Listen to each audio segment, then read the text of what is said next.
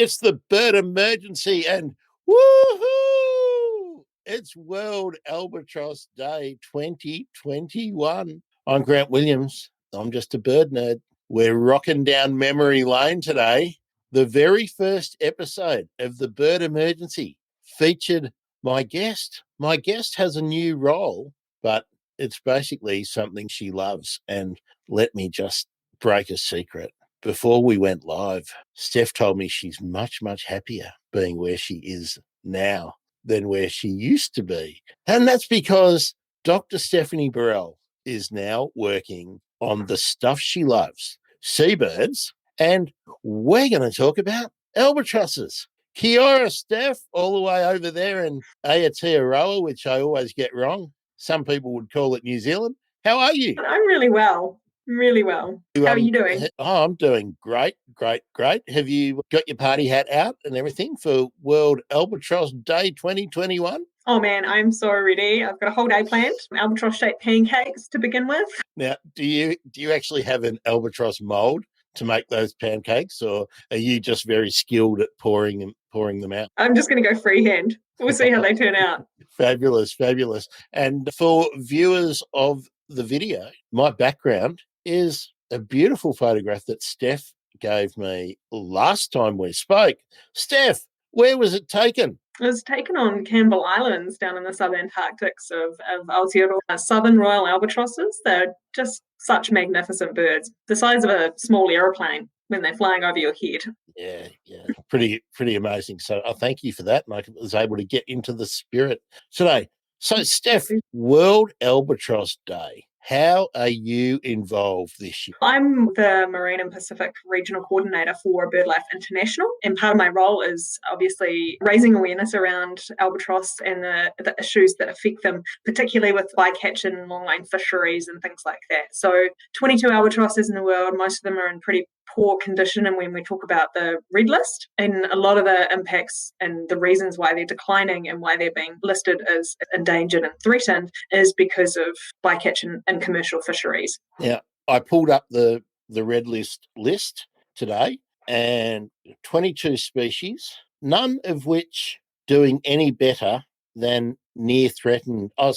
Vulnerable is better, isn't it, than near threat? Oh, the black-browed are least concern. So it's one out of the 22 species that is doing better than vulnerable. Someone needs to update the list on the birdlife.org worldwide list. Quite regularly, actually. I thought I had the most recent one. But I've got black-browed albatross as endangered, same as Atlantic yellow-nosed and Indian yellow-nosed and black-footed and northern royal and sooty. Yeah. Controversy. The controversy in bird taxonomy. What are you talking about, Grant? Actually, before we pressed the go button and began celebrating albatrosses, I made the point to Steph that when I was a young lad, about half of these albatrosses didn't exist. It's amazing how many are being split out, and a lot of them have come out of, am I correct in saying the wandering albatross complex? The wandering albatross complex.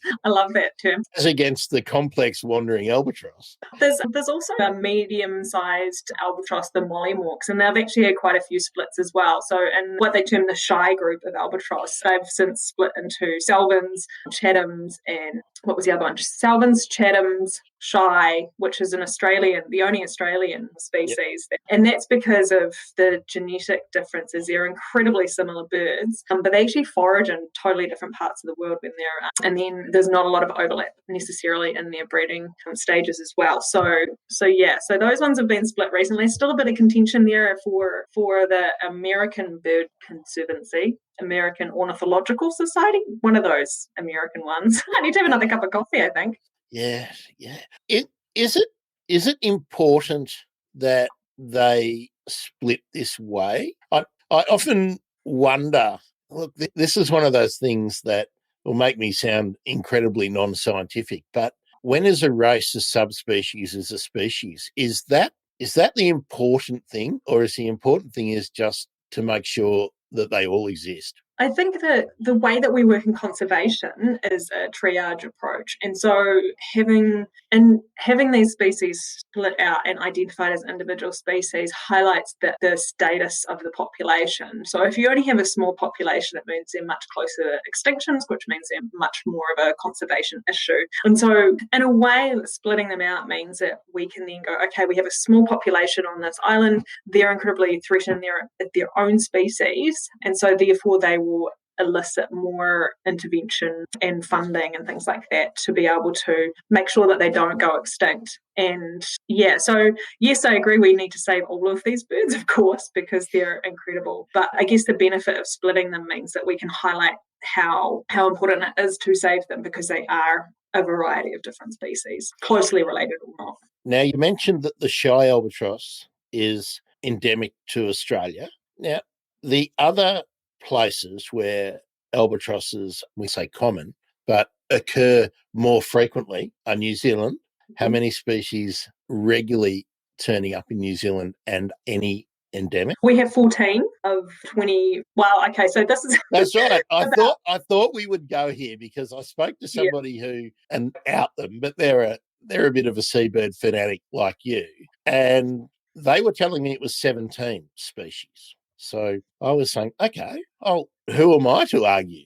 Where do you stand? In my present role, I must stand on the side of the BirdLife official position on the species. 22, but there are 24. other standpoints. So 24 is being pushed for by some people, and there's the genetic work going on to strengthen the case for splitting them off.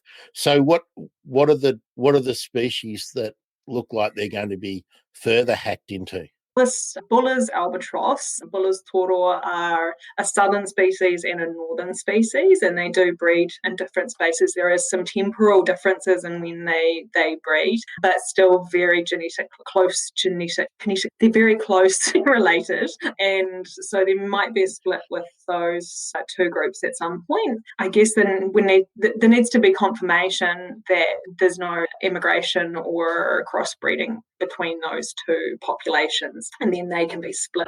Currently, they're not split by anyone formally. Maybe in New Zealand, it's sort of part of the discussion. And then I think there's also, you're putting me on the spot here. I suppose part of it is to highlight that there are 4 genus of albatross, but like your other favourite kinds of birds, the petrels, they are unbelievably similar.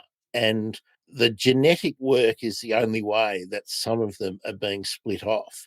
But there could be very distinct geographical, spatial differences between the populations. So we also have to remember that evolution and speciation is an ongoing process. It's not, these birds have been evolving for millions of years, and the reason there are 24 species, 22 species, that they've been splitting because of those geographic barriers, because of those genetic barriers as well. So we're just observing that happening in real time, and that's a slow process, and now we have the tools to be able to really see how that happens. So I think that's a really interesting thing to think about when we talk about the splitting of these species. And the other thing that I think about is that the isolation of certain populations might be entirely to us, to people, because as we talked about last time, and if people can go back to episode 1 with Steph, and then another one of the early episodes with Ben Sullivan, where we talked about hook pod, approximately, it's probably an underestimation, 300,000 seabirds a year are killed by fishing methods, and a large proportion of those are albatross, and that's all over the world. So by reducing the populations so drastically by our intervention, maybe we're causing this speciation. Yeah, speciation takes generations. So we might be having an influence on it, but I wouldn't necessarily suggest that we're being a main control over it. Again, I'm not an expert in speciation and that sort of thing. But yeah, you're right that reducing these populations and restricting their breeding sites and isolating those breeding sites is definitely going to contribute to that process over time. And yeah, in New Zealand, for instance, albatross, the South Island particularly, to Waipounamu, had massive seabird colonies and albatrosses breeding on the mainland, which when people arrived, those populations are severely reduced. And then potentially that split between the southern and royal populations of the northern or the royal albatrosses, that could have contributed somewhat there as well. But yeah, I wouldn't be able to say for sure whether that was having an actual impact on the speciation of them. And not only are we killing them with our long lines, New Zealand's a good example of this. You brought in all those lovely furry animals that people like to have in their backyards or as pets for their kids, and then they go, oh, the kids have left home. The kids have left home. I don't want these stoats anymore. Rats, mice. So we've been dropping them off in the history of naval exploration, seafaring, for it's probably millennia. Yeah, probably millennia. Yeah, and Gulf Island is a really good example of that, which is about to be eradicated of mice. But the mice that arrived there with the explorers, the oceanic explorers hundreds of years ago, they evolved to be bigger and cannibalistic because there was very little food on the subantarctic islands. It's quite a harsh environment, obviously. And so they've just started eating albatross alive. And these become these big, giant mice, which are horrendously terrifying. And that was having a huge impact on the populations of birds there, of albatross there. So yeah, we're definitely doing a pretty good job of making it hard for albatross to thrive, if you want to put it that way. Yeah, I think that's how we have to talk about it, isn't it? That we have to exaggerate the positive and but also highlight the negative. At the Gulf Island project, you can tell us a bit about that shortly, but there's several successful projects like that, and I think Macquarie Island, that the Australian government and the Tasmanian government Antarctic Division have done a terrific job of eradicating the pests there. So tell us what is happening, has happened, and is planned to happen for Gulf Island. Actually, tell us about Gulf Island. About Gulf Island. It's a South Atlantic, subantarctic island. It's very remote, far away from most people, settlements, communities, and it's a harsh place to live, but it's got huge numbers of seabirds on it, huge numbers of albatross breeding on it, and it had this invasion of house mice, which have thrived and evolved to become quite large and cannibalistic, as I said before. And they started out attacking the chicks of albatross when they were breeding. And then albatross are quite parental, and so they'll sit on their chick and make sure that it survives. They only lay once every year, maybe every 2 years, and some species even less often than that. And so they have a lot of investment into making sure that chick gets off the ground and can flee. And so they have this habit of just sitting on their nest, and that leaves them very, very, really vulnerable to these cannibalistic mice that have just started literally eating them alive. And you can Google the photos; they're just heartbreaking to see these beautiful birds being mauled. And so obviously it's not something that's we want to tolerate as conservationists, and we're responsible for bringing them to the island. And so there has been a long campaign to raise money to eradicate mice off the islands, and it's a really complex project. You need the right kind of baits. Subantarctic islands are quite different from our temperate islands in Aotearoa, where we've done a lot of predator eradication. The baits tend to dissolve in water, and so you can't have big rains and things like that. And you've got to get the right coverage, and you've got steep cliffs, and it's just a very difficult place to work. And so it was planned for last year to be the program, that helicopter bait drop on the island for last year, but obviously COVID interrupted that and everything got stalled, and then lost a lot of the money that had already gone into prepping that particular campaign. And so what's happened now is they've had to go back and restart again, but they're actually unloading currently and going through the process, and hopefully the campaign for the eradication will occur in the next couple of weeks, and that'll be successful, and we'll see a massive, hopefully a complete eradication of those mice from the island in time for some of the higher breeding periods for albatross and seabirds on Gulf. Yeah, and that's the Royal Society for Protection of Birds, RSPB, in the UK and the Gulf Island Trust. Because that was going to be my next question, a point of clarification, which I should have asked you right at the start, but of course I'm a doofus. Who administers Gulf Island? Which government is responsible for Gough Island? The UK it's a territory of the UK, uninhabited apart from research scientists and Cannibalistic mice. And cannibalistic mice. Now, poisoning mice, that brings up some issues because where there are albatross, there's going to be skuas and our favourite friends, the giant petrels.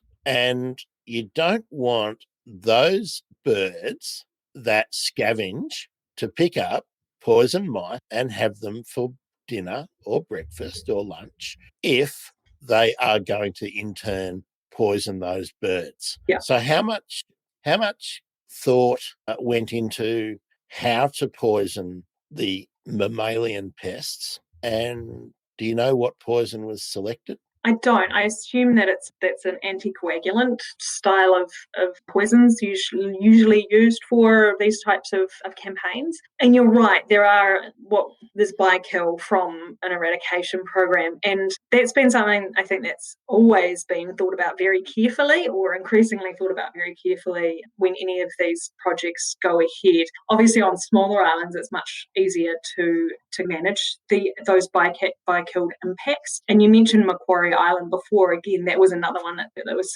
some lots of lessons were learned about how to deal with the by-kill of the bird species when you go through these projects and programs. And so every effort is taken to minimise that impact on those predatory or those scavenging type species. And generally what happens is population censuses, and there's a whole impact study done on how many individuals can be taken out of that population. Is that going to be worth it in terms of what the benefits are? So when you do these sort of projects, you have to understand there are trade-offs, and those are weighed really carefully to figure out what's the best way to proceed. And there will be some unfortunate by-kill of some species, but I think every effort is to make sure to minimise that as much as possible. The bait that is used is done at the lowest possible level to ensure that it actually can succeed, but also avoid those sort of issues. And then a lot of collection of carcasses and things like that will happen as well to avoid any scavenging species. And they do it's timed as well, so timed when there's the fewest amount of birds around. They do it in winter when there's not as much activity on the island. And those scavenger species will definitely be a lower density population because there's not as much food there for them either. So there's methods to avoid it as much as possible. Unfortunately, I can't say for certain there'll be 100% no by-kill of any species, but the trade-off is that we can save these albatross and other petrels and seabirds that are breeding there, and then those scavenger populations tend to rebound really quick. Now, I mentioned an Australian example, the Macquarie Island example, and you're talking about Gough Island. Are you aware of any other sub-Antarctic islands that a similar eradication program has been undertaken on? And if yes, have you got any idea of how successful they are? Yeah, so South Georgia has had a massive eradication program, and that's one of the largest, that'll be the largest probably sub-Antarctic island in the world. And that, fortunately, the way that the island is, the topography of the island is that there's these island sections where breeding colonies are that are separated by massive glacial systems. And so they're effectively islands within the island. And so they were able to eradicate before in those areas where the predators were established prior to them being able to move to other areas where they weren't already established. But there was a timeline on that because obviously climate change is changing those glacial systems, and so opening up the accessibility across the island. And that was a massive, massive project. But also, in terms of sub-Antarctic large islands, Campbell Island was another big one. There was a lot of, so hunters would do the cats and shoot a number of the different types of species or invasive species that are there, and then poison drop for Campbell Island. That was one of the earliest ones as well. So South Georgia, Campbell Island both had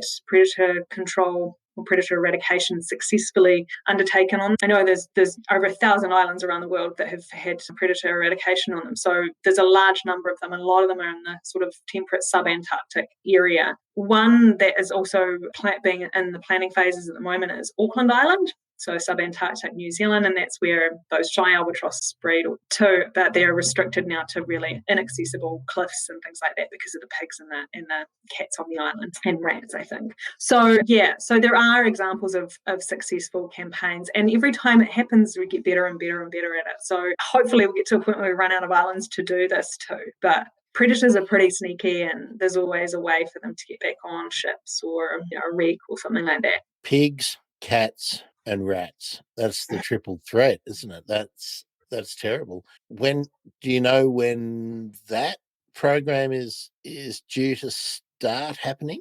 And actually, before you answer that, what's the time frame in planning an eradication program like that? It's probably a 20-year start to finish operation. Yeah, there's been control, and I got it wrong. Sorry, it's mice, not bats, but I can not quite. But yeah, it's huge amounts of planning and resources and money, and conservation is woefully underfunded, and these projects take a huge amount of resources to carry out, millions and millions of dollars. Gosh, I can't think of the number now, but I know it's just enormous amounts of money that you have to fundraise from the public or get from governments. But yeah, there's also all of these feasibility studies. How are you going to do it? Talking about islands that are in the Southern Ocean, faced with brutal winds, rocks get pushed up mountains in the subantarctic islands because the winds are so severe. There's a very small window of opportunity. They're very harsh environments for people, and so it takes a huge amount of planning and expertise to get it right. So yeah,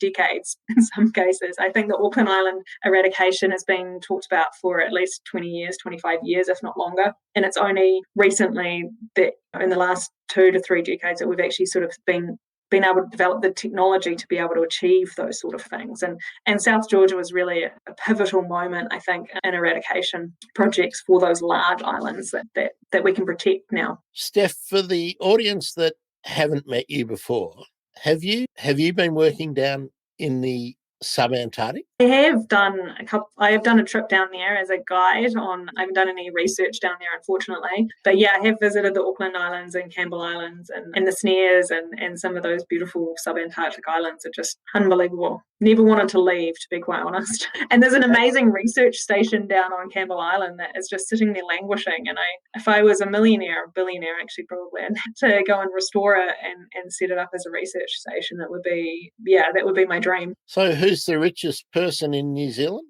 I don't pay attention to those sort of things, to be honest. Not me. I was just going to publicly ask them to give you a lazy million. Depends on how many citizenships we've given away to various individuals around the world. Oh, boy. It's another conversation. While we're being political, hey, Australia's Minister for the Environment, there's a way to poison rodents without killing all the other birds. Okay, the message. Nobody could have seen that coming, as the magpies and the kookaburras and the birds of prey and the galahs drop out of the sky. Yeah, it's pretty problematic. Obviously, it's a reactionary thing, and again, this comes back to the situation we're in with conservation. It's always a reactionary approach because we just don't invest enough money in valuing our environment and the services and all the things that they provide us. I was just thinking about this situations where we've eradicated islands in the Hauraki Gulf, just off the coast of Auckland, and that actually move weaker, which are, interestingly enough, predators of seabirds, seabird chicks, but and eggs, and they'll actually take them off the island because they would scavenge any rodent kill by kill, and so they'd move them off the island, then store them, wait for the island to be cleared, and then put them back on. So again, that's adding to the logistics and the costs around eradicating islands in a way that's environmentally friendly and cares for the other species in their ecosystem. Now, dear listener, if you don't understand Kiwi, Weka is the Weka, the WEKA, which is a rail. Is it a rail? Yeah, so couldn't resist that. To have a bit of fun. You always got to have it at the old Kiwis, don't you? Yeah, put it on the Barbie. Actually, let me go right off on a complete tangent because we're talking New Zealand, Kiwi, for a minute. Have you seen the new publicity photo for Crowded House? I have not. I'm going to have to Google it now. You will, because tell me Neil Finn is not a Doctor Who fan after you have a look at that. Yeah, he always has been, right? I don't know if he is, but Was that he was in Split Ends, right? I mean, like those guys had some pretty amazing outfits. Noel Crombie, what a man, what a designer. But anyway, all of our non-Australian Antipodean listeners are going to be going, just all right. I'll look. We're having fun. It's World Albatross Day, dear listener. If you have no idea what I'm talking about, go to YouTube and just Google or search Split Ends ENZ because of New Zealand, and I got you. And prepare to be amazed. Steph, Albert. I'm dying to do a plug for the Albatross World Cup. It's been going on for the last 2 weeks. It's devastating to see what the species have been knocked out. And I have to take moments every day when I find out the results to calm myself down that Northern Royal got knocked out. Jesus. And the World Albatross Cup has been happening on Twitter. Steph, and I hadn't seen it on Instagram, but I have been following it on Twitter. Steph has been putting the case for a contender. It's a player. It's a knockout one-on-one round. It's not just me. There's a lot of help from the Albatross Task Force and BirdLife International, and the RSPB are also contributing to it and making some really great content. I've tried to vote your way most of the time, but I haven't always lined up with your choices. But I thought we were friends. We're dear old friends. We're such old friends now, Steph, that we can disagree on significant issues. That's true. It's true. But you should always vote for my Albatross. I've tried to every time. I think there was only one that I didn't. And I think it was because you had basically up against a sort of tropical one, which I thought was pretty cute. So I think it was one of the brownie. I went for one of the brownie ones where you were one of the white ones. Well, Albatrosses win on the day. That's right. Everybody's a winner, and albatross conservation is the big winner. Yeah, Steph, and so can I tell you about the quarterfinal? It's going to be, I've got to tell you, actually, sorry, the semi-final. The semi-final is going to be the grey-headed and the sooty albatross going off against each other. That's a tough choice. That's a tough choice in a moment. Okay. And then there's the Chatham albatross and the short-tailed albatross. Short-tailed live on volcanic islands and almost went extinct. That's a pretty hard one. But then Chatham, holy moly, what a great bird. Actually, I know very little about the short-tailed, so maybe you can give us a rundown on that. But I do like its proper name, its Latin name, its scientific name, because it's almost fantastic. And it's one of the few northern hemisphere species. So waved, Lasian, and short-tailed are 3 North Pacific albatross species. So it's pretty unique. There's one of the questions I was going to pose to you. I'll drop this one in now. Do the northern hemisphere albatrosses breed in the cold Arctic? That's a really good question. They're tropical. Yeah, they're tropical species. Waved. Don't those albatrosses understand the way the world works? Yeah. There we go. That was ridiculous. It's very confusing. Why aren't there more in the northern hemisphere is my question. It's because it's too hot. So probably to know. I think it's the subantarctic, that polar front, and the huge amounts of foraging opportunities down in the around Antarctica it's where you want to be if you're an albatross. Also, northern hemisphere, polar bears, Arctic foxes and other foxes, weasels, stoats, martens, rats. Yes. Mongoose. Well, that they could be getting into the African albatrosses. Actually, are there any invasive? Too many things. Rapid fire, Steph. Albatrosses that breed in Africa. Who are they? What are they? Where are they? Oh shit! Yeah, okay. Islands. No, why don't you tell me? Tell me, Grant. I don't know, but I can tell you what. I'm so New Zealand orientated. But that's okay, because no one can be an expert on everything. But I've just consulted my best friend, Dr. Google, and Dr. Google definitively state, do you know why you didn't know the albatrosses that breed in Africa? Steph wins. Steph. I was like, wait. China, Blake Proud. No, that's in South America. There's a few in South America. 16 species. They're predominantly Pacific species.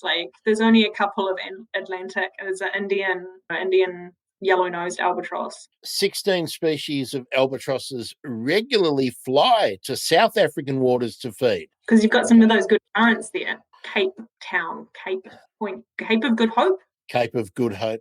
And the other one is Cape Horn. Yes. You mentioned you've been to both of those in your other life as a tour guide. In my other life on ships. Although no, actually I went to Cape of Good Hope during the World... Not the World Rugby Cup. I jumped to another one of those New Zealand generalisations. I'm not really a rugby fan. I think I'd rather go to the World Albatross, the World Seabird Conference. I'd like to go to the World Seabird Conference. But hey, if anyone who is organising the World Seabird Conference would like me to come down and record all the guest speakers and the questions. All definitely. Right, I'll talk to the organising committee. I'm definitely up for that because I can record a panel discussion and all that. I do. Not for this podcast though. I do that for other podcasts. But, all right, Steph, back to random albatross questions. Is there albatrosses usually predominantly white, but is there a black one? Yes, dark. There's the black-footed. There's sooties, but they're grey. Light mantled sooty is lighter, so you've got that transition. Yeah. Hang on, a waved albatross? Black-footed, and and it must be tenuous. Let me go to our official list. Endangered. It's not tenuously holding on, but it breeds in Hawaii, in the Hawaiian Islands. And Hawaii has a tragic history of extinctions of their endemic species. So New Zealand, which is pretty bad. There's so many good albatrosses, Steph. There's so many good albatrosses. I'm going to leave this question till last. When I was a young fellow with my bird book and wishing I could see a wandering albatross just fly past, I was wondering. Can you tell that I lost my train of thought because I'd put the last question aside and it's come up? You can do it. I believe it. I can do it. Now, the question that I had momentarily forgotten was I had always thought that albatross were nomadic in their habits, but are they migrants? Let's sort that out. Or are some others, or are they residents? Let's sort out that. Yeah, so most of them migrate during their non-breeding period.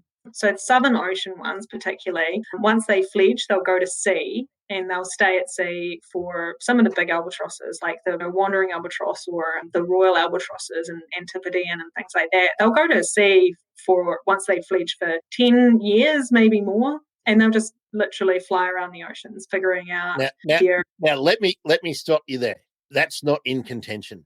But when they go to sea, when I use the term migrate, I think that they follow the same regular pathways like shearwaters do, or some of the shearwaters do, most of the shearwaters. So do we know whether the albatrosses take off after they fledge and they're off to sea? Are they just randomly spreading out across the Pacific or spending their 10 years on the wing in the roaring 40s and the 50s? Or are they just going, sunny day today, I think I'll go and have a look at Stewart Island?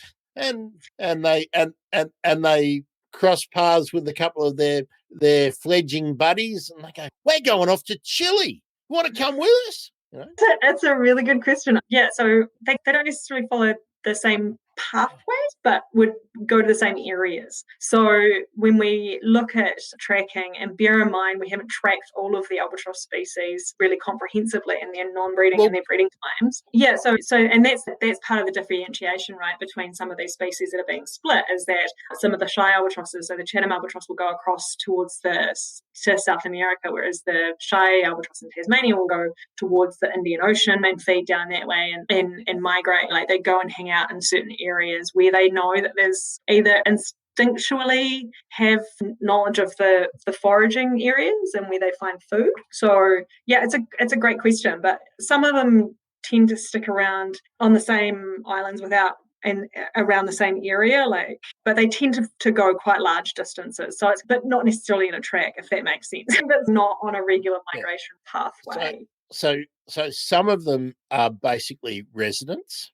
I think we've just worked that out, that they don't go far from their breeding area. When you say far, I'm talking thousands of kilometers. I was just about to make the point that it's relative, because when we're talking about a wandering albatross or a royal albatross, and we talk about they're just checking out their feeding grounds. Yeah, and their feeding grounds are the whole Southern Ocean. It's just 3/4 of the world, but half the Pacific, most of the Pacific.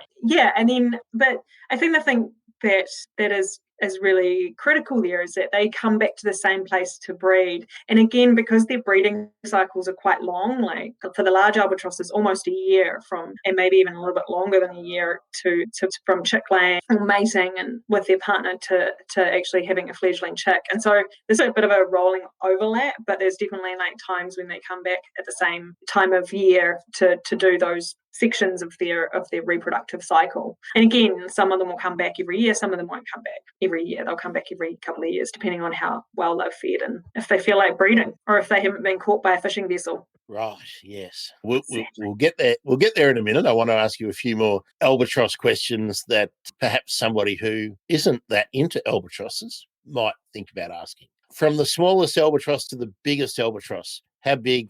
Oh, so wandering albatrosses, the big albatrosses that are 3-meter wingspan. So huge, huge. Yeah, they weigh about 12 kilos, 14 kilos, the male sometimes. So they're pretty hefty birds. I guess if you think about your Christmas turkey, and maybe it's probably one of the largest ones you can get with feathers and a head, because usually they have heads and turkey doesn't have a head. And before you tell me about the smallest one, I was just something came to mind. Steph, have you ever read any early explorers or seafarers journals where they've mentioned what albatrosses taste like? I have, and people still eat. I've heard reports of albatross being eaten on fishing vessels. Fisher folk, fishermen, if they haul a bird alive, I've heard reports of them eating the albatross.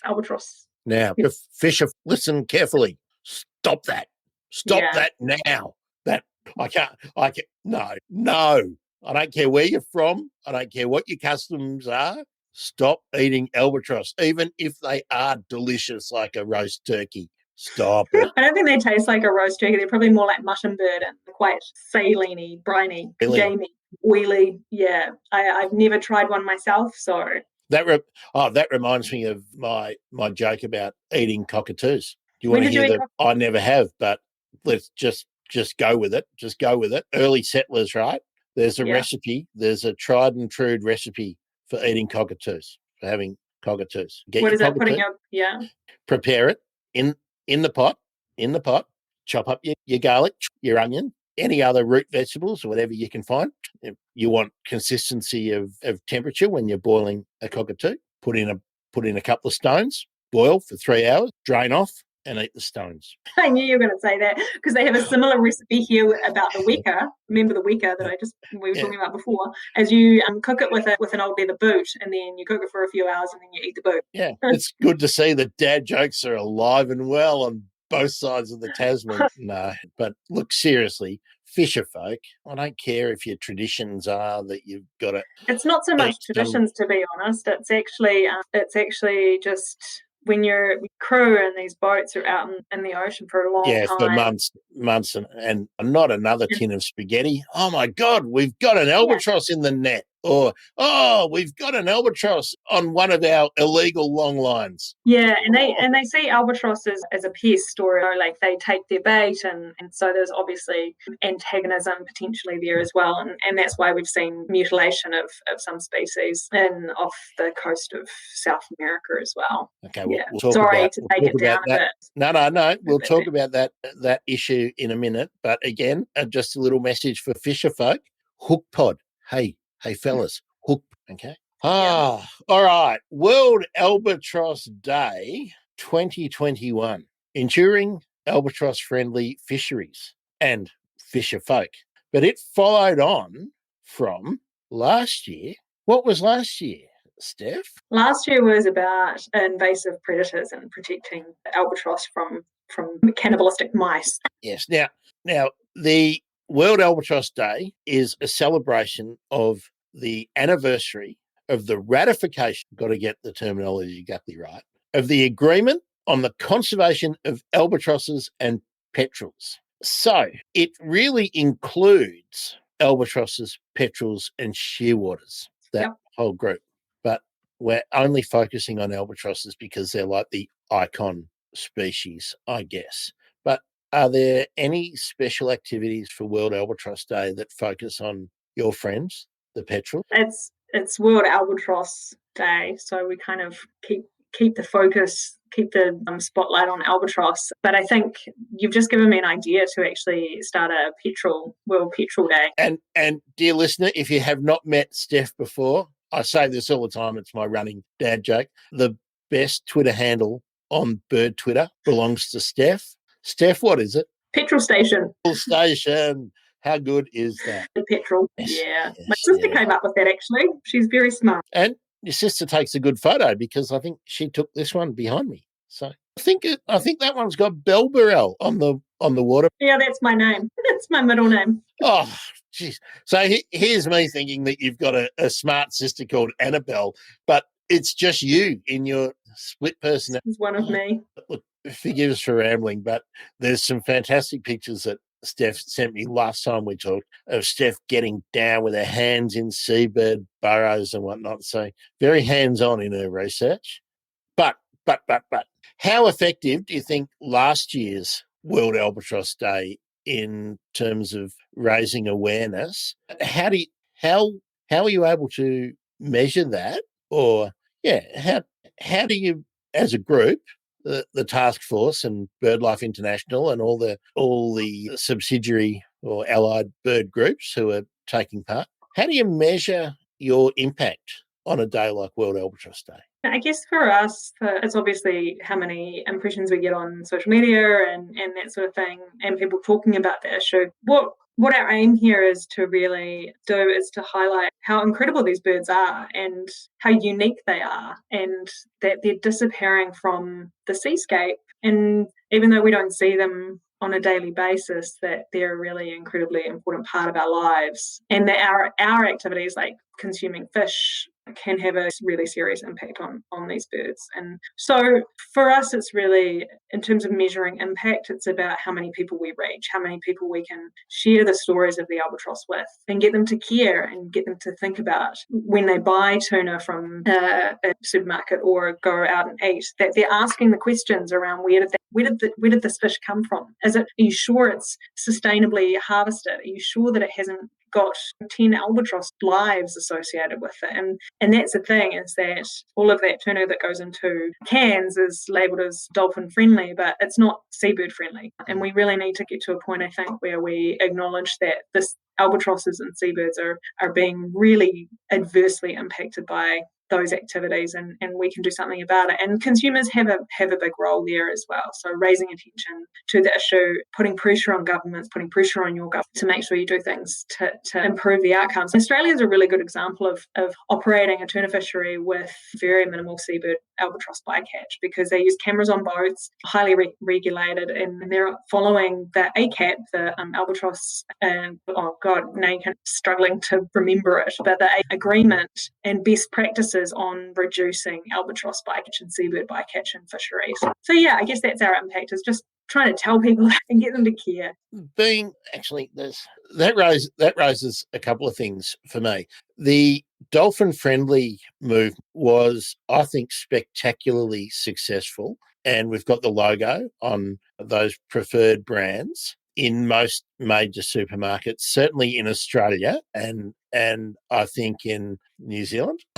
Is that common to your knowledge worldwide? Like, are major supermarket chains in Africa, in Europe, in South America, in North America really marketing that dolphin friendly or that dolphin safe tuna? I think it's a global accreditation. Whether there's enough attention on it anymore, maybe not. We're definitely working with, in Birdlife, a lot of our work is working alongside partners who have retail, like big retail partners in the US, like Walmart, things like that, who want to have sustainable fisheries sourced for their thousands of markets they have around the US and other places. And so working with them to make sure that they're asking the questions of their suppliers around seabird bycatch issues, and that would go along with dolphin friendly ones, and also integrating seabird bycatch mitigation practices into the MSC certification, so the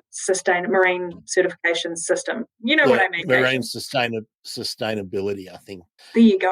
Certification to make sure that those vessels that get certified are actually employing seabird bycatch mitigation measures, which are really simple and really easy to actually not catch birds if you do it properly. And the dolphin logo, the dolphin friendly or dolphin safe logo, however we want to describe it, appears on the major brands, certainly here. I would have thought that a cartoonized, an iconic or logo kind of albatross would have been a no-brainer for putting on tins. Has there been any thought or any movement along that front so that people can visually be prompted to make a choice? Yeah, and I think that's again part of those MSC accreditations, right? But we need to make sure and validate that those fisheries are actually doing what they say they're doing to be able to give them an albatross or anything like that. Yeah, there's lots of movement towards that. We're working really closely with the regional fisheries management organisations to make sure that they all have seabird bycatch mitigation measures as part of their management. So these are fisheries that are on high seas beyond national jurisdictions, and in those national jurisdictions, like in Australia, there's regulations around fisheries that operate there, so they already have to put in seabird bycatch mitigation. But on the high seas, there's work being done there to make sure that they are following those protocols and being certified and verifying that they actually are as part of the challenge that we face. So yeah, but I agree, having an albatross on a can would be wonderful to see, and hopefully that'll happen at some point soon. So how do the worst fishing practices affect albatrosses? In what way are they? Well, do they become bycatch? Or you mentioned bill mutilation. What's the worst of the worst? How do they, in terms of the fishery? Yeah, like there's long lines, there's nets, there's how do I've mentioned hook pod earlier because we did an early episode about the development of hook pod, and let me just open my email. Very professional here. You can go to epo.org today. I think it's still open. European Inventor Award, and Yeah. Ben Kybel and Pete Kybel in the UK, who collaborated with Ben Sullivan on the design of HookPod. You can go and give them a vote, and they can win. They can win. My many tens of listeners can storm the website and crash it. Let's go. Bill mutilation. How often is an albatross caught on a hook and freed, but then unable to feed? Most albatross will actually be killed by the hooking them in the first place. So albatross are surface feeders, so they plunge, dive and grab food at the surface of the ocean. And when a line, and these are long line vessels that have a lot of issues with albatross bycatch, when the line goes into the water, it's got a bait attached to it. And so they'll plunge on it and dive on it and try and get that nice delicious squid that's just floating at the top. And they get hooked, and then they get dragged underwater and they drown. The birds that come aboard live are being caught on the haul. So there's fish being pulled up onto the surface of the boat or onto the deck of the boat, and birds are grabbing the fish or the bait that's still on the line that hasn't got any target fish on it. And those ones are the ones that are caught alive. It's not as many as the ones that get caught on the way down. So, and it's hard to know in terms of numbers because we have very little observer coverage on board. The reporting is quite minimal. So was it released alive or was it caught alive? And then how much, and whether they can, depending on the damage in the unhooking process, then obviously if a bird's damaged quite badly, they'll just die. But the mutilation stuff is intentional. So birds are actually being caught and the top of their bills or their bills are being mutilated and cut off because they're seen as a problem for the fishermen to catch fish. And then they're released and they won't last very long because it's very difficult to feed when you've only got, imagine having your jaw cut off. That's barbaric and to me completely illogical. That's like, I mean, that's worse than killing it and putting it in your pot for your dinner because you haven't had any fresh meat. That's just out and out cruelty and torture. Fisher folk, stop it. Yeah, it's a very complex issue on so many levels, and that there's a lot of human rights abuses aboard these boats. People are in very dangerous conditions. Fishing is one of the most dangerous, pelagic fishing is one of the most dangerous industries in the world, and being an observer is even more dangerous. People get killed for being an observer on these fishing boats. And so you have to think about the fact that someone who is in a position like that, who's being treated very poorly, working very long hours, and has this threat of death at every point during their day, or almost every point during their day, and they see these birds and there becomes this culture of like these birds are just a pest, they're annoying, like they're slowing us down. I think it's easy for people to shift into that mutilation abuse type situation. Not saying that that's an excuse for it, absolutely not, but I think we need to appreciate that these situations are very, very complex and very, very difficult. You have a much more generous soul than me, Steph, because that sounds to me like, oh, my big brother or my dad were mean to me. Let's go and stab the cat. Yeah, there's no excuse for it, and it is a really terrible practice. I can understand the competition these birds are competing with me. They're a threat to my livelihood. Okay, I can understand that might kill them, but hey, that should be humane if it's happening at all. It's wrong, but torture, no, that's just no. Yeah, fishing is pretty torturous in itself, right? Like you're pulling an animal out of the ocean in a pretty gnarly way. Yeah, can argue what's the difference between killing an albatross and killing a fish. Obviously, for me, I think there is a difference, but at the same time, let's think about this objectively. Like if you're killing a fish in quite an aggressive way, there's no difference to doing that than to killing an albatross. And I don't think the people who are doing it have that delineation either. So, dear listener, tell us what you think. Look, I can totally see where you're coming from, but you know, that's like saying when a vet euthanizes a horse because it's got a broken leg.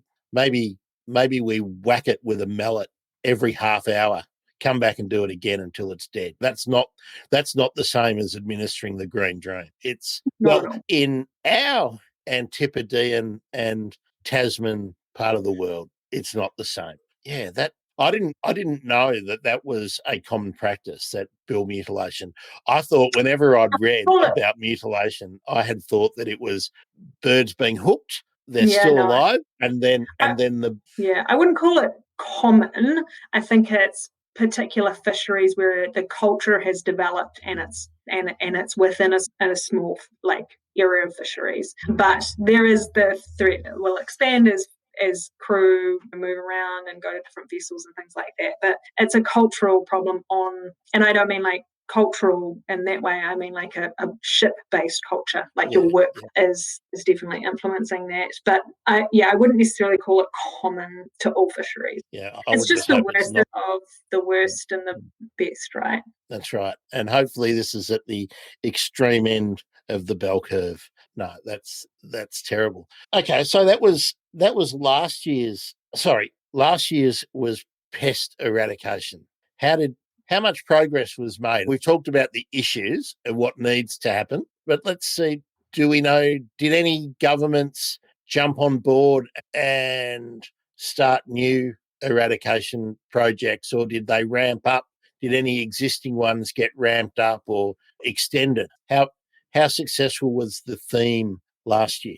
I think it was very successful, and there was an increase in donations to the Gulf Island restoration, which is obviously one of the big ones that was seeking funding and needed given the COVID situation. So yeah, I think it was very successful in that sense. In terms of governments doing the work, they're already aware of a lot of these issues in terms of the conservation departments and or ministries that deal with those issues. So we're at BirdLife, we're there to ensure that they're continuing to these projects as priorities and raising awareness as part of that. And also, again, in the background, working with governments and working multilaterally to make sure that projects are being prioritised when we know from the science that is being done where we need to go.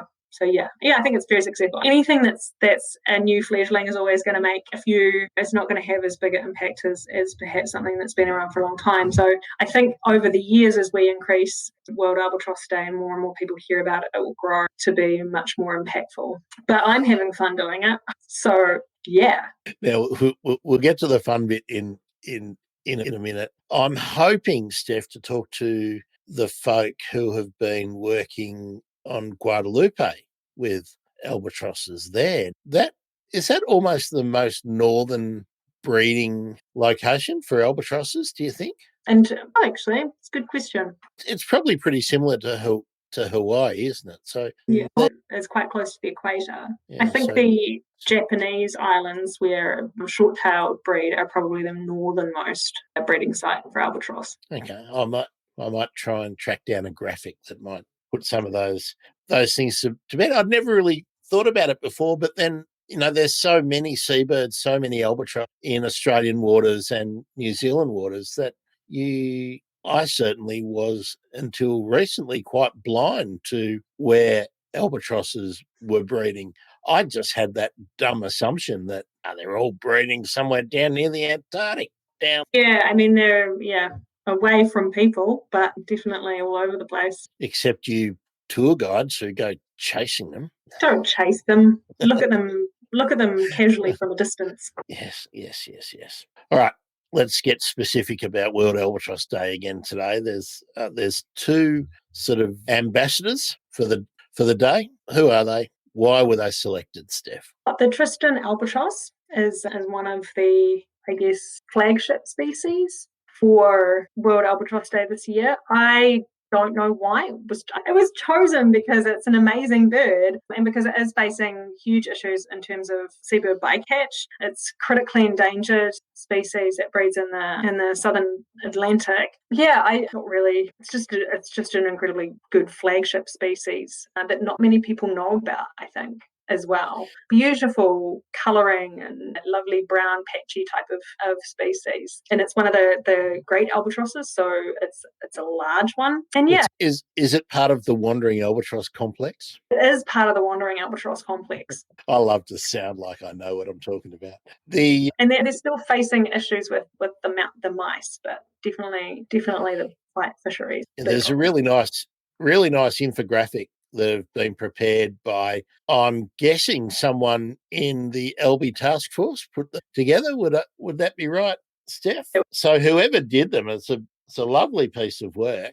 But the Tristan albatross, near endemic to Gough Island. So I guess that means this is where I was talking about the resident. We could categorise it as a resident. Doesn't stray too far, only a couple of 1,000 kilometres from Gough Island. Only 25,000 pairs. And remembering that they take a long time to reach sexual maturity or breeding age, that could only be a matter of several hundred pairs at any one time are actually nesting. Yeah.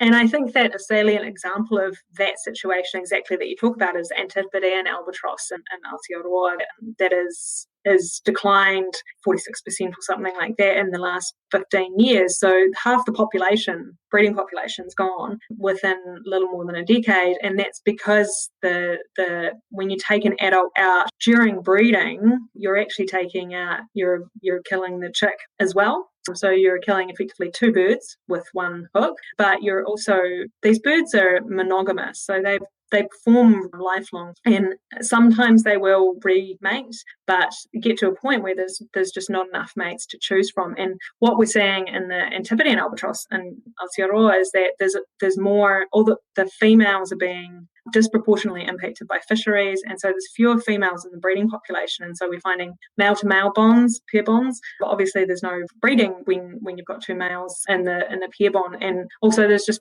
males that won't find a mate because there aren't enough females in the population to be able to mate with. And so once you get down to that sort of level, it starts to sink further and further towards what they call an extinction vortex, and you have such a small population that it's functionally extinct. So with the Antipodean albatross, we're talking about functionally extinct within 20 years, and that's pretty dire in terms of species extinctions. And so the same thing with the Tristan albatross. If we don't start doing something about the issues now, then those 2,500 pairs are heading pretty close to an extinction vortex now. So a couple of the critical sort of statistics that are on the infographic. Yep. There's only a 20% breeding success rate for Tristan albatross. Now they're at risk at sea, but they're also at risk from the cannibalistic mice, the teenage mutant ninja mice, and only there's been a 28% decrease in the last 50 years, 46 years, according to the graphic. Now, gathering statistics for these birds is probably really hard. So we could be optimistic and say maybe there's a few more than we've estimated, but most likely there's less than we've estimated. Yeah, these birds are fairly well studied on Gough Island. There's been a long-term research project there, tracking and population and demographic studies. So yeah, when you have that kind of decline in a population, it's pretty severe. And again, that's why this eradication on Gough Island is so critical to saving this species, because they're never gonna, when you have a 20% increase in the population against a net loss of adults that can breed, is never well. Now, Steph, I'm quite a lot older than you, as my grizzly beard will attest, and my lovely greys that I'm covering up with my cap.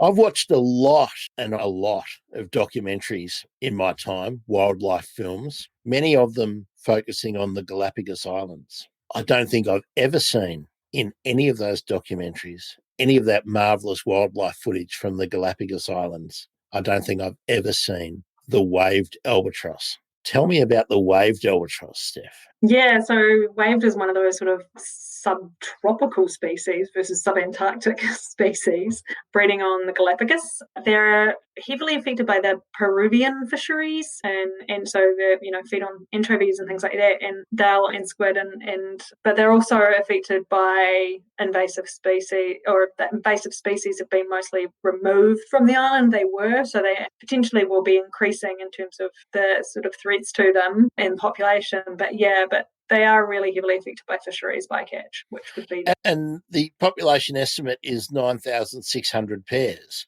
breeding on one island in the Galapagos. But the situation that sometimes occurs that you do what you think is a good thing as a conservation measure, maybe for other species, but it has a detrimental effect on a sort of non-target species. Now, do you want to talk about what's happened on the Isla Española in the Galapagos? Yeah, so summarize it for me. Okay, one island in the Galapagos, and goats causing a huge problem, no doubt for all sorts of the residents of the Galapagos, maybe some of those amazing finches, or I don't know, an iguana, who knows. So they get rid of the feral goats. So what happens? The vegetation all comes back. So the vegetation all grows, lush, beautiful regrowth of vegetation. What happens then? The mosquitoes have got a brand new habitat and they all go crazy. Thank you very much. There's no more goats. So the mosquitoes come in. There's too much mosquitoes. When we alter all the beautiful web of life and the complex balances, mosquitoes are there, disease. The albatrosses don't like being overgrown. That all comes into a cataclysmic negative effect on the poor fellas. So 6% population decrease a year, apart from the fisheries issue that we've talked about, and apart from the males being disproportionately killed by our long lines that we're all out there eating our tuna and our mackerel and our whatever else that we all love so much. So that means the poor females can't find a fella. So it's terrible. Yeah, it exemplifies why why the complexity around saving these birds is so many issues on land and at sea. And yeah, you have unintended outcomes from eradicating the goats that were eating the eggs and vegetation, and then avian malaria and climate change also impacting on that as well. So yeah, it's a really complex issue. These are all species. The reason that both of these species were chosen because they are critically endangered, which means they are on the edge of extinction. They're very close to that, and so highlighting them is really critically important to make sure that we can save them. Hence the Gough Island eradication and work being done in the Galapagos as well. So yeah, it's heartbreaking to think how rapid the decline in the populations of albatrosses have been. We're pretty efficient at wiping out species when it comes to the industrial exploitation of resources and not looking at the adjunct effects, which is really awful. But the reason that the waved albatross, I think, is probably more at risk from my non-scientific layman's sort of view is that you have the Peruvian and Ecuadorian governments being the ones overseeing the fisheries rather than Australia, New Zealand, and perhaps South Africa, who are probably 20 years further advanced in their protection measures. Now, I'm not having a crack at Ecuador and Peru specifically, but I think Ecuador do a fantastic job about the Galapagos because it's really, really important as an economic asset for them with tourism. But do you know that their fisheries oversight is probably not as advanced as stringent as Australia and New Zealand? Am I making a fair point there? There's a couple of things. So the Peruvian fisheries have decreased quite. Their effort has decreased quite a lot due to changes in I think it's the workers' rights laws and things like that. And COVID has really shut down a lot of those fisheries too. And so currently, at least, there's not as much effort going on in those areas. But yeah, they don't have probably as good oversight. They are still operating within the Regional Fisheries Management Organisation of the IATTC, the Southern American Tropical Tuna Commission, and I just use too many acronyms these days. I forget what they actually mean. And so they do have a responsibility to report on their seabird bycatch mitigation and also on their seabird bycatch that occurs during the fisheries. But yeah, I think there's a lot of countries that need to do better. I think Australia can do better. I think New Zealand can do better. So, it's a relative scale in terms of criticism. Yeah. And look, the only time we can't do better is when there are no seabirds being killed by way of bycatch. When there's none, well done. Yeah. Until then, we've got to wait. And that's the hard fight, is trying to convince these countries that it's important to save these birds. Too right. Steph, I think we can almost go and throw on our party hats, and it's almost time for you to make your albatross pancakes. And actually, Steph, I want to see you post your albatross pancakes on Twitter, please. I'll see what I can do. That's the Albatross World Cup. Let's again. Make sure you vote. So to vote in the Albatross World Cup, you have to go to, that's Albi Task Force on Albi, yeah, that's the place to go. At Albi with a capital A and a capital T and a capital F, and it's Alby, ALBY, on Instagram at albatross_stories. So who has a poll today? What are we running to? Yeah, so we've got the semi-final, which is the grey-headed albatross and the sooty albatross going head-to-head. Headed. There's lots of heads in there going head-to-head. And then we've got the Chatham albatross and the short-tailed albatross. So Aotearoa species, Chatham Island endemic, and the short-tail, which is that North Pacific species breeding in the Hawaiian Islands and in Japan. Grey-headed are both southern species as well. So have you got a tip? Because every time I go behind someone, it loses. So I'm not giving anyone any tips. I don't want to ruin it. It could be 25% chance. Yeah. Is there a winner does a voter get a prize, or are you taking the winning albatross species out for dinner? Do they get a McHappy meal? Or? Maybe a GPS track. That would be good. Hey, richest man in New Zealand, it's time to, or richest woman in New Zealand, come on, let's get some GPS trackers as well as $1 million for Steph to go and spend 6 months. Which island? I think Campbell would probably be, but I still haven't been to the Antipodes, so I'd love to go to the Antipodes Islands. I thought you and I lived in the Antipodes already. We do, but not the Antipodes Island. Okay. Last question, I think, Steph. We'll wrap up a bit with what people can do apart from vote in the Albi World Cup. What's the best albatross, Steph? Question to what is your favourite? They're two different questions. What's the best albatross? I can't answer that. They're just amazing birds. Albatross. It's hard to go past any of the wandering complex albatrosses. I don't know. I mean, I can't answer that question. I'm in love with all of them. I just think they're amazing. Well, let's really anthropomorphize the albatrosses. What's the cutest albatross there? Cutest? Probably the Antipodean. Antipodean. Yeah. Maybe short-tailed. They're pretty cute too. Blackfoot, actually, so are the Trista and Shide. So a marginally different. I do love bullers as well. If I have to really put you on the spot, what's your favourite? It's like having children. You don't have a favourite. I was going to make that impossible choice for you there. Put the question, if there could only be one albatross left surviving in 2050, what should it be? But let's not go there, because that's never, ever, ever going to happen. That would be devastating. It wouldn't be a world worth living in without albatross, in my opinion. Actually, my last question was not my last question.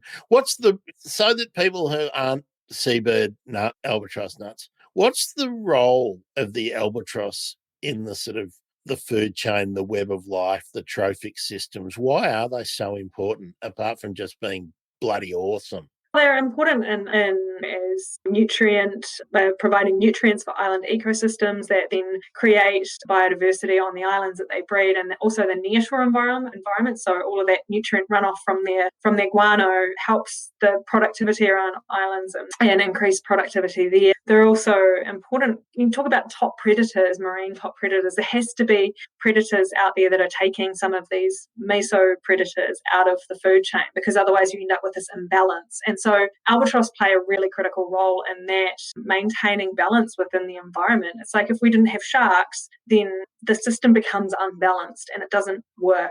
So albatross, like any species, are all critical components to ecosystems. And I think that's probably the point there, right? Like all species are critically important to a functioning, healthy ecosystem. And albatross are just bloody magnificent, really. So in addition to being an important part of the ecosystem, and they're captivating birds. Imagine being able to fly over the oceans for years and never land, and just, I mean, that sounds like a dream, right?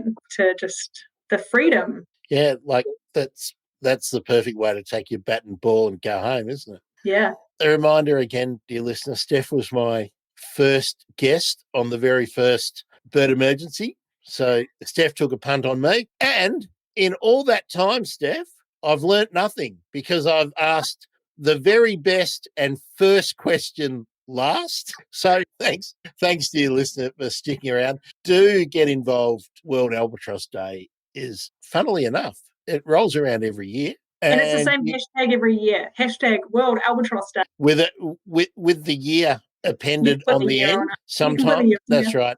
That's right. Both. So if you are following the hashtags, follow them both. And if you need to save some space in your tweets, you can use WAD.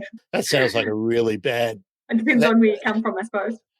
That sounds like a white middle suburban rap group. That's the teenage rap group Vanilla Ice would have started, I believe. Oh, that's an image. That's an image you can never get out of your head. Really? Please go and vote for your favorite remaining albatross, even if your favorite albatross has been wiped out. Steph, donations. I don't often tout for contributions on the show, but the efforts to preserve albatrosses really need to be supported by dollars. So is there a sort of BirdLife repository fund that people can donate to, or should they be looking to their local government and their local conservation organisation for something local? I think both. BirdLife puts a lot of effort towards making sure that we have albatross-friendly fisheries in those high seas environments. If you do have a local NGO or agency that's doing a lot of work on albatross, everyone always needs support in that aspect. Gough Island still needs support in terms of getting that predator eradication going. RSPB is always a good one. A lot of our donations are from individuals who join up to support on a regular basis, and we really appreciate that. We also take legacy, so if you want to leave us anything in the will that would go specifically to albatross projects, that's also another option if you really do love it and want to support the work. And to do that, Steph, can they make contact through the BirdLife International website? Yep. Anyway, you'll always find the right person if you want to give us money. So that would be that's a hard one. New Zealand, have you got a BirdLife New Zealand? We don't have BirdLife International is an umbrella agency, and we work with partners on the ground. Our partner in Aotearoa is Forest and Bird, so they appreciate any support that anyone can provide, obviously, in terms of financial assistance. And they do. We work quite closely together in terms of making sure that the albatross and the seabird bycatch issues in New Zealand are addressed and being taken seriously by the government. So, yeah, we work really closely together. Steph, thanks.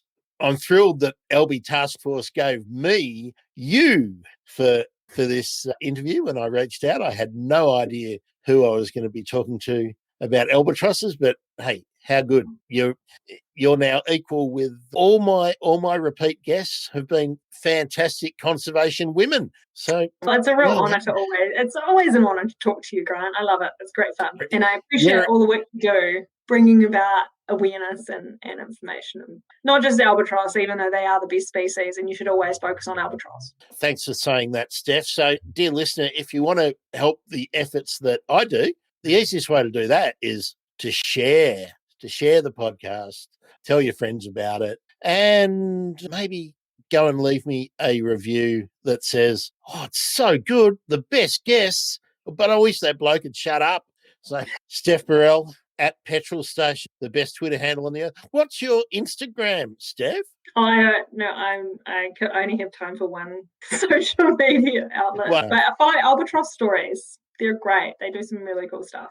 Albatross Stories. Okay, I must confess I haven't been following Albatross Stories on Instagram. I have one post on Instagram, Steph. Guess what it is? It's that fantastic picture that you sent me, which is the cover that I've used for our first podcast of you with a petrel at night, or was it a Fulmar? It was a petrel, Wilson Storm Petrel, I think, from Whiteface Storm Petrel. Oh, I knew that, the grey one. And you've got your hard hat on with your light and everything. So yeah.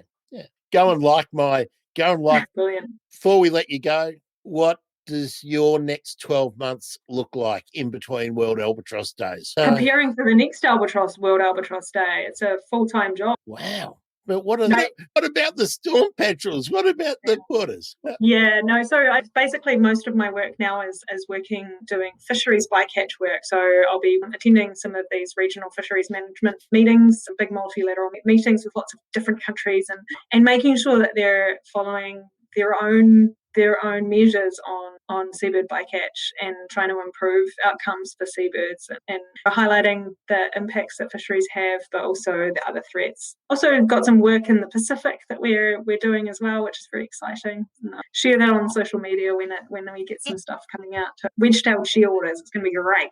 And when you said other threats, I thought you were about to that word that I always associate with you, Steph, that begins with P, but we haven't mentioned it yet, and that's plastic. Yes. Wedge-tailed shearwater project is actually associated with plastic, so we're doing some work around that hasn't been done in the Pacific very much. So yeah, it's very exciting year. Hopefully we'll be able to travel a little bit, so I'll be able to go to the Pacific and do some of this work. It would be terrible if I could no longer reference you whenever I do as the anti-plastic pollution warrior. Still doing plastic pollution work, but more albatross and more petrels. I can't express how happy I am that you were my guest today. Do follow Petrol Station on Twitter. Do go and check out the Albi Task Force. Do make a vote, and let's see who's the best albatross for this year. Who's the best albatross for this year? And then if your albatross doesn't win this year, make sure you campaign for them next year, because we're going to do it again. Absolutely, yeah. Pick a side. Actually, someone should design a set of 22 jerseys or guernseys or jumpers. How do you say that in New Zealand? Jersey. That's what I wanted you to say. Jersey. So thanks everyone. Bird emergency. Time to pop the crackers. World Albatross Day 2020. Thanks, Steph.